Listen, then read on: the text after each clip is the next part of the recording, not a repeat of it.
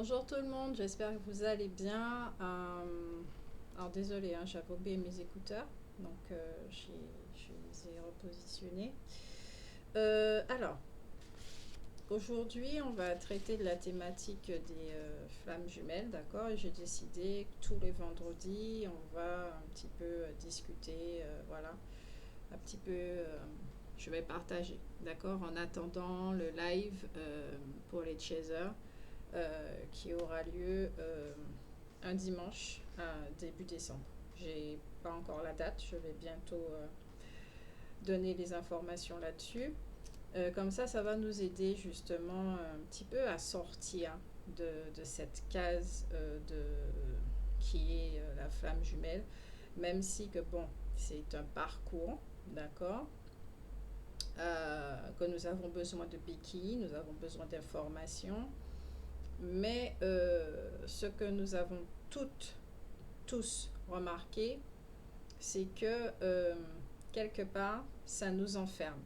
Ça nous enferme. Pourquoi? Parce que ça révèle plutôt, ça génère pas, ça révèle une forme de dépendance. Et comme je le disais dans une autre vidéo, euh, l'être humain, à la base, naturellement, est dépendant. D'accord? Quand il naît, il est vulnérable, il a besoin d'eux. Donc, c'est comme pratiquer l'égoïsme, comme le disait Osho. Il y a un équilibre à chaque chose. Donc, nous pouvons être dépendants, nous sommes dépendants de l'amour, pas dépendants des autres, pas dépendants de l'amour que les autres nous donnent, nous apportent.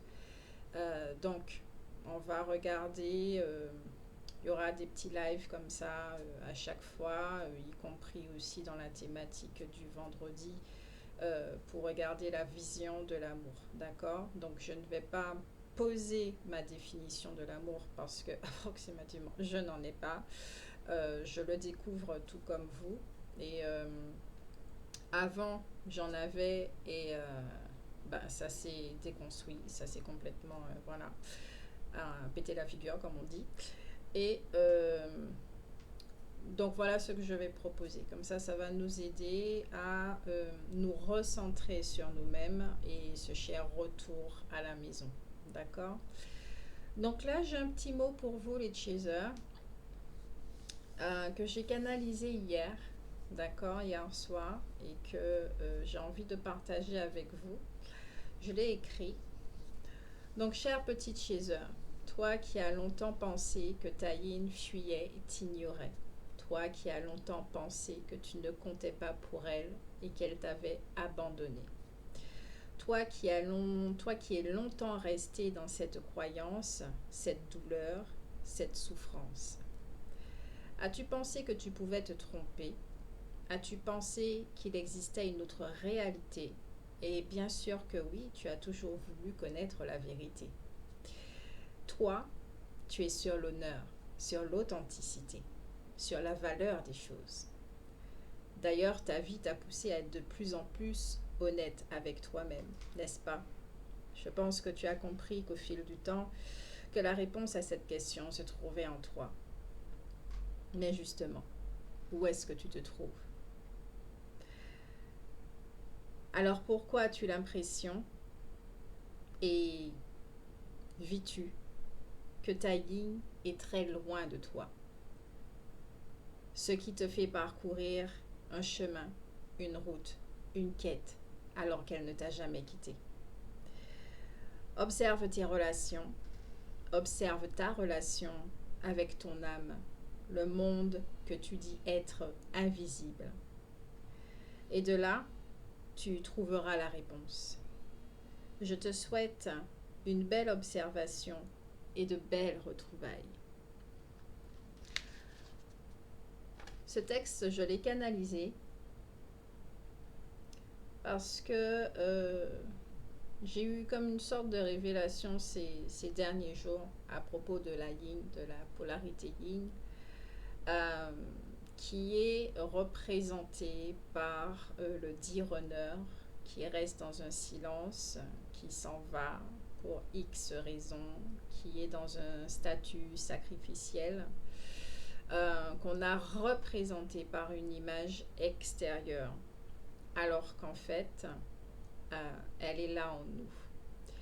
Et c'est elle, d'accord, ce dit monde invisible, tout ce que ça comporte, les énergies et tout ça, c'est notre monde originel, le monde de l'âme, euh, que nous sommes invités à rejoindre, à nous rappeler, d'accord, cette partie de nous, en fait, c'est notre âme, d'accord, que nous avons besoin d'être en contact avec elle, tout simplement. Et il y a une peur. Il y a une peur de ce monde. Même si qu'on peut être dans les énergies, même si qu'on discute avec nos guides, etc., etc., il y en a beaucoup qui ont peur de ce monde. Parce que nous restons à la surface. Et surtout parce qu'il y a des croyances qui sont posées dessus, de par les religions et l'histoire de l'homme, que nous portons la mémoire de l'homme, son rapport avec le monde invisible, que nous portons en nous, dans nos cellules, dans notre esprit, et que nous sommes invités avec les énergies du mois de novembre à, à, à illuminer et à laisser partir ces croyances qui génèrent une forme de barrière et de mur, une séparation, justement, la dualité, yin et yang, alors que les deux forment un yang-yin. Voilà, et c'est mélangé. Parce que pour ceux qui voient le monde dit invisible, il n'est pas invisible, il est bel et bien visible. D'accord? Donc, c'est déjà un, le mot qui me vient, c'est indice, mais c'est une petite piste, plutôt une petite piste. Faire le travail, la voix des flammes jumelles est, est une voix, d'accord, qui nous demande de revisiter l'histoire humaine, de comprendre comment l'être humain est arrivé à ça aujourd'hui, euh, par rapport à l'amour, son rapport avec l'amour. Et pourquoi il se sent en manque, pourquoi il ressent le manque, pourquoi il est à la recherche d'une autre personne pour la compléter. Et ça vient justement à la polarité yin que nous croyons très loin de nous, séparée, qui fuit, etc. Parce que nous avons posé une image sur elle, comme nous faisons sur chaque chose. Et c'est comme ça que nous créons des cases, c'est comme ça que nous créons des boîtes et que nous posons des étiquettes. Dans cette boîte, dans cette case de la polarité yin, on y a mis le runner, on y a mis la fuite, on y a mis toutes sortes de choses, de définitions, et qui nous fait expérimenter justement ce que nous croyons savoir de la polarité yin.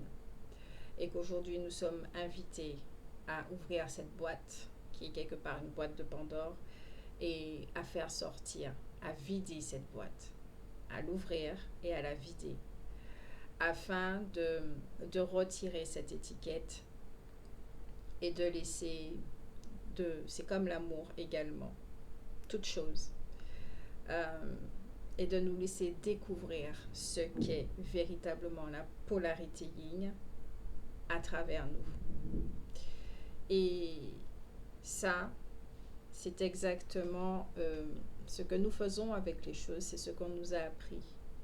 On nous a mis dans une boîte enfant, on a marqué notre prénom dessus et on a dit tu es ci, tu es ça, ce qui a constitué une espèce d'image de nous-mêmes. On s'est construit avec tout ce qu'on a dit de nous. Ça a créé une personnalité qui ne représente pas en réalité ce que nous sommes véritablement, parce que ce sont des projections des autres.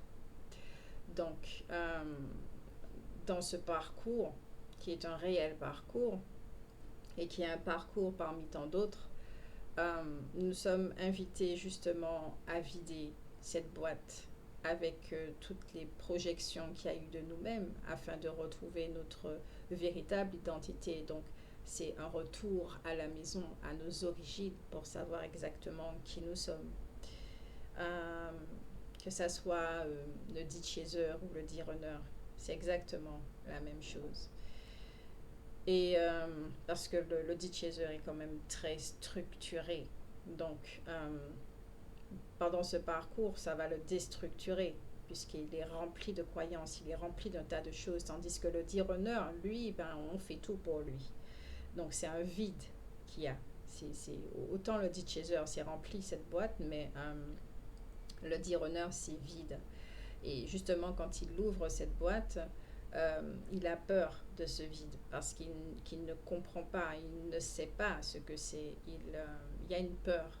Et quand le D-Chaser, justement, vide cette boîte, ça arrive à égalité.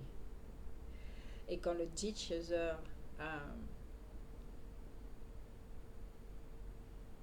commence à accepter et à accueillir ce voyage de l'amour, de ce qu'il est en réalité, de sa véritable nature. De l'autre côté, en vase communicant, qu'est-ce qui se passe? C'est que